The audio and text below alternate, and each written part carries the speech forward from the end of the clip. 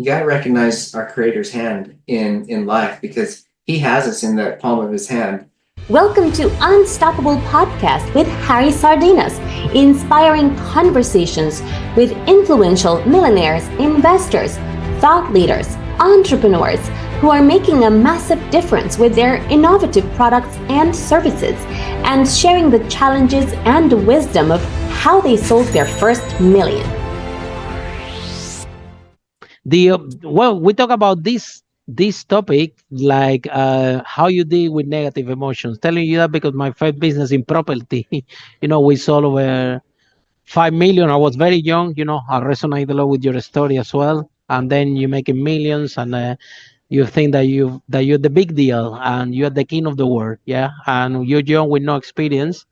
And then I was have my property business was doing amazing, but then I opened an English school, and we were doing career advice services, and then I decided to open a restaurant. And then this restaurant, it took I lost 2 years of my life, over 200,000 pounds, and almost collapsed my other businesses, because I was literally my property business was running in autopilot. Everything was taken care by the managers and everything.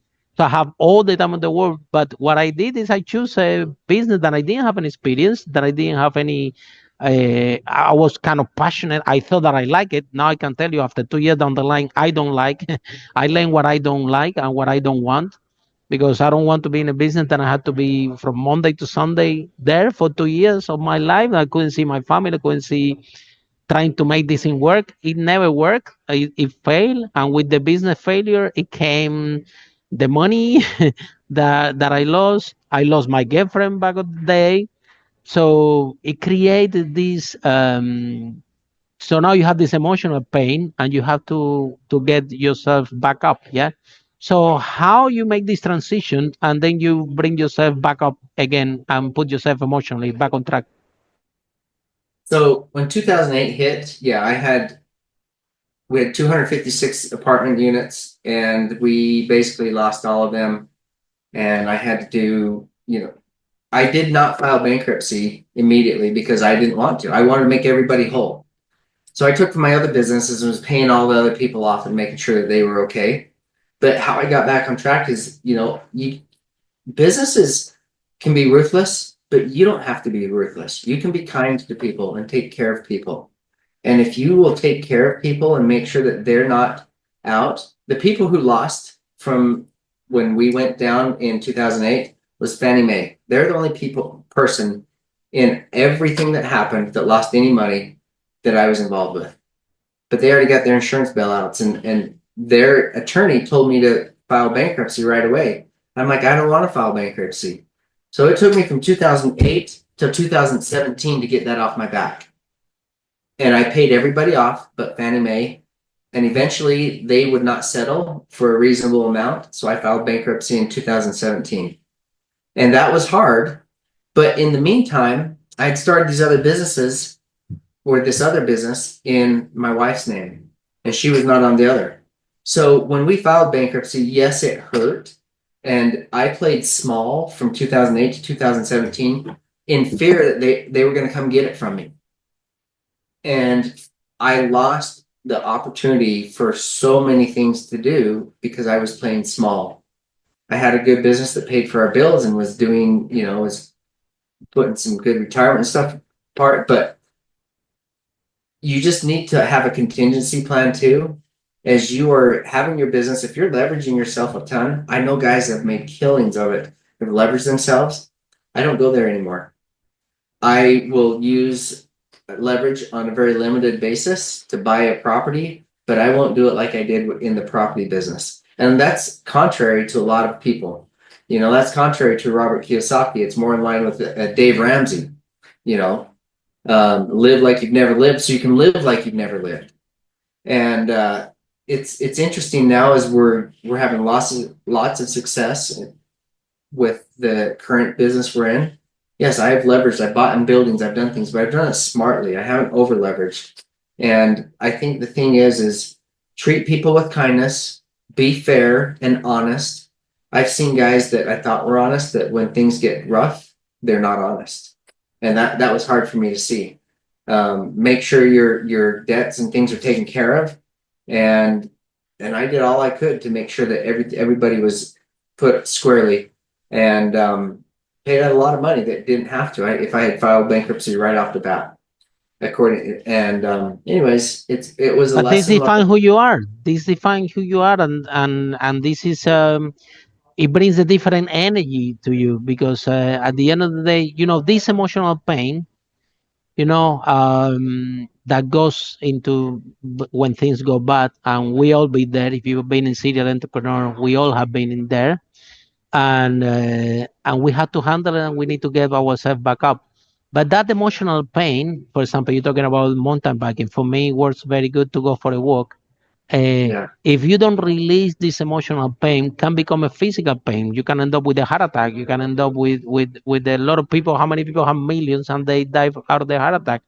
And I understood. I get it because I'm in the property business. So when you lose all your money from other people and everything, um, it's hard to take it emotionally, right? Because at the end of the day, you're responsible for that, and somehow life goes on, and somehow you do have to work on yourself because you also have a commitment to your wife, have to commitment to your family, you cannot now get depressed and say, well, this affected my life. And a lot of people commit suicide, a lot of people jump out of the bridge, a lot of people after this kind of experience they can never back up. So I think you should be very proud of yourself. Honestly, for my when I when things didn't work for me, the day that I closed my restaurant, I'm thinking, how the hell I'm gonna get back up? How am I gonna pay all this money? But you know what? I actually did it, and I'm not afraid anymore. I'm so peaceful. Think for me, I don't care if COVID comes, if it doesn't come, if the market change. I'm so confident that I can make it when I want it in my own terms. That after this experience, I'm not scared anymore. You see, absolutely. only took this. So probably, you say, well, Harry, it took me like 8 years, and I'll pay the money to the people. Um, you see, you think that you're doing it for them, but actually you did it for you because that gave you a level of confidence. That look at this, you go and you knock the work on Walmart on the first year of you trading. You know what I mean? Well, one thing that I think is if people are struggling and there's emotional charges to all the things we do in life. The practice that my wife and I started in 2018 was meditation. We went to a TM meditation class, and for the last 3 years I've been pretty consistent. I'm right now I'm on a 146-day streak without missing a day of 20 minutes of just Wow. silence. Wow, that requires a lot of discipline, Jason. I cannot even do this myself. So why, So Jason, how you took this decision that you do have to work on yourself? When do you find out that, hey, I took a big hit. We all have if we are in business. So I got a good news for you. You're not alone. If you listen this podcast, you will see that lots of people are in the same journey. Because becoming an entrepreneur is a skill. The more you practice, the better you become. And you might think, oh, this thing only happened to me. Well, I got a good news for you. It happened to everybody in yes, some big scale or some scale. We all been there, and we take big hits, and we need to get up. However, people got out in different ways.